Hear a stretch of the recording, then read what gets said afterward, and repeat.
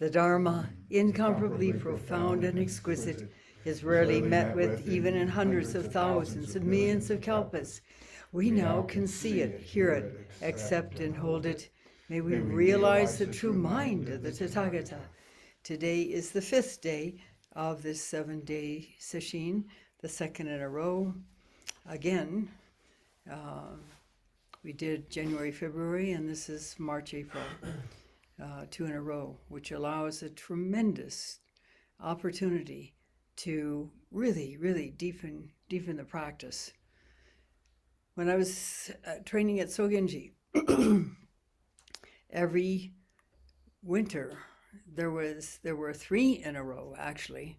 The November Ozishin, which is 7-day sesshin, and then about 4 days later there was Rohatsu, which was an 8-day sesshin, during which we sat up all night long, the last 2 nights.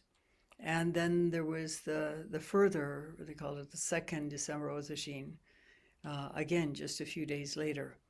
And it was tremendous. And that was the inspiration for doing this here now at Mountain Gate. So it's April 2022, and we are continuing with this wonderful tradition here. Yesterday, I offered a poem of Rumi's, one of my favorites. And today, inspired by that, I'd like to offer 2 more Rumi poems. You remember that Jalaluddin Rumi being a title basically, in fact, Romero in Spanish has the same meaning. Someone who's well, almost the same meaning. Romero in English or in Spanish refers to someone who has made the pilgrimage to Rome. Rumi means someone who is living in the Roman Empire area. And he did live in Turkey, in what is known as Konya, the city of Konya. And that is where he and his sons are, I guess interred is the right word. They're not buried, as I said yesterday, but you can go and pay respects to their caskets. And their tradition, the Mevlevi, is still extant in Turkey, thankfully. He was an amazing human being, as were many of the Sufis. And we are left with their poetry, which is deeply spiritual. And I'll share a couple of poems with you today.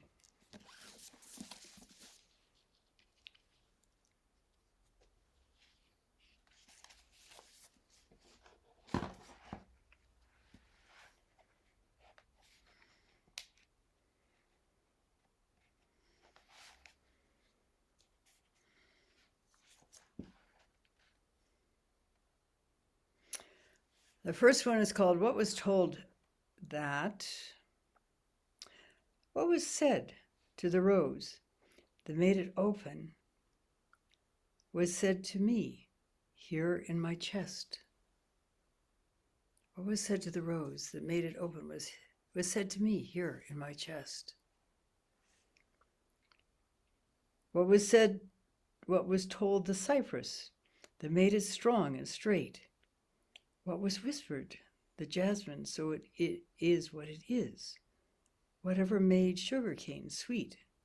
Whatever was said to the inhabitants of the town of Chigil in Turkestan that makes them so handsome?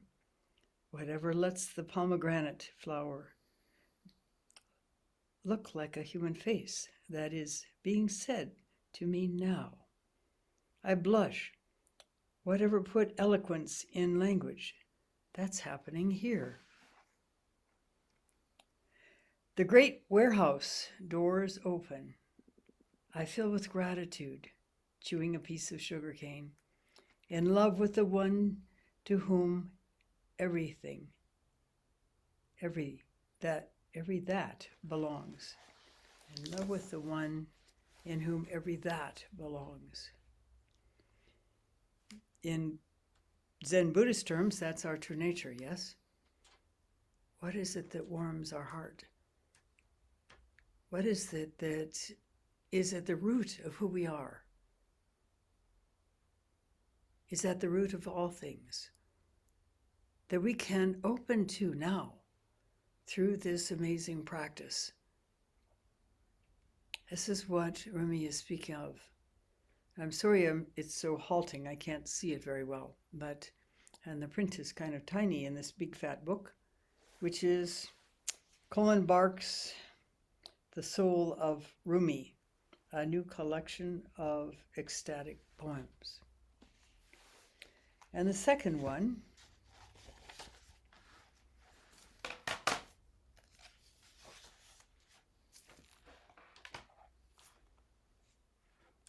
this is called Work in the Invisible.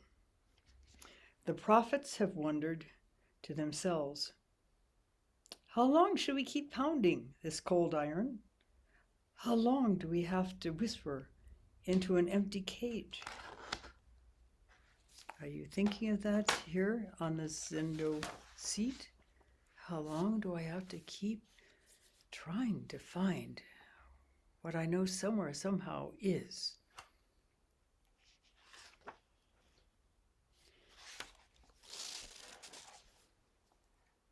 Every motion is of created beings comes from the Creator.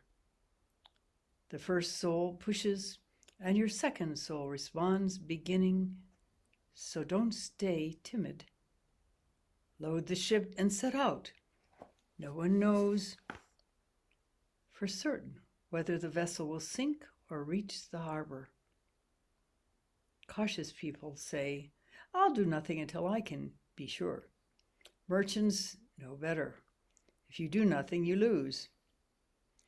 Don't be one of those merchants who won't risk the ocean. This is much more important than losing or making money.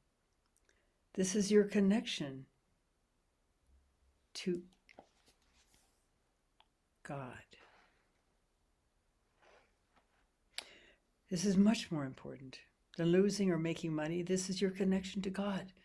You must set fire to have light. Trust means you're ready to risk what you currently have. Think of your fear and hope about your livelihood. They make you go work diligently every day. Now consider what the prophets have done. Abraham wore fire for an anklet. Moses spoke to the sea. David molded iron. Solomon rode the wind. Work in the invisible world. At least as hard as you do in the visible. Be companions with the prophets, even though no one here will know that you are, not even the helpers of the Kuth and the Abda. You can't imagine what prophet will come when one of those generous new ones invites you into his fire. Go quickly. Don't say, but will it burn me? Will it hurt?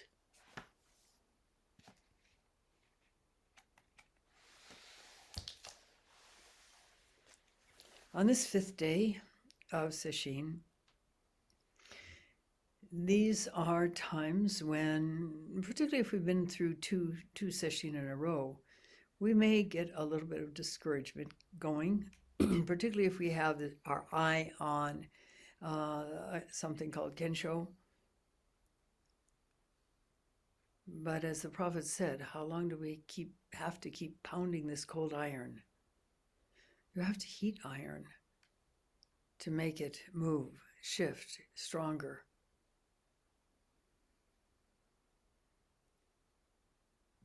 Don't be dismayed.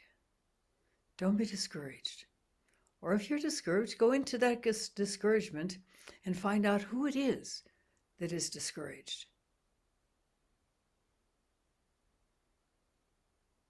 When you do that, when you dare to do that,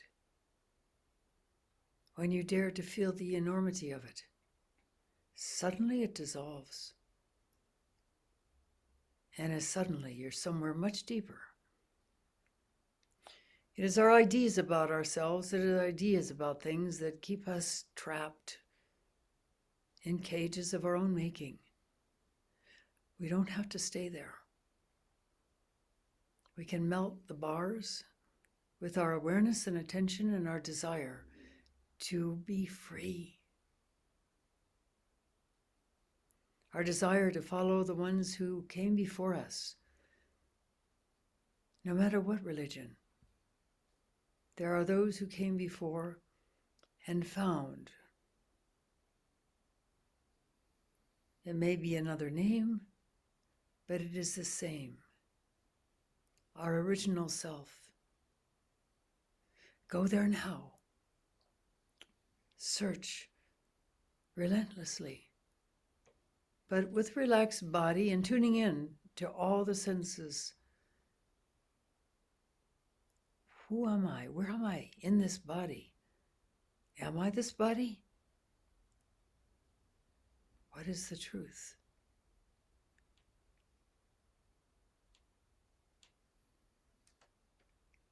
Beyond wrongdoing and right doing, there is a field.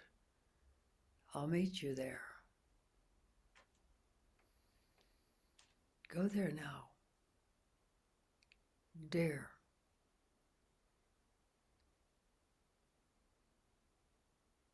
And that's all you have to do. Of course, it's a challenge.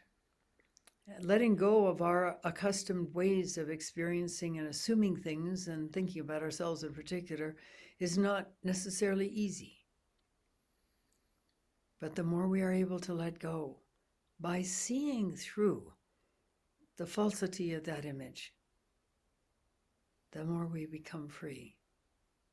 It doesn't happen overnight. It takes time. It takes a lot of pounding of that cold iron, but you will reach what you want to reach if you continue. Don't look for any signs of progress because there probably aren't any. The teacher can tell. Just keep going. Be stubborn about it. Don't be stubborn about how you do it. Be stubborn in the expanding awareness and the search for that ineffable, unnameable beingness that we are, that some called God. This is a very short teisho, but I think it's enough. I thank you for listening, and we'll stop now and recite the 4 vows.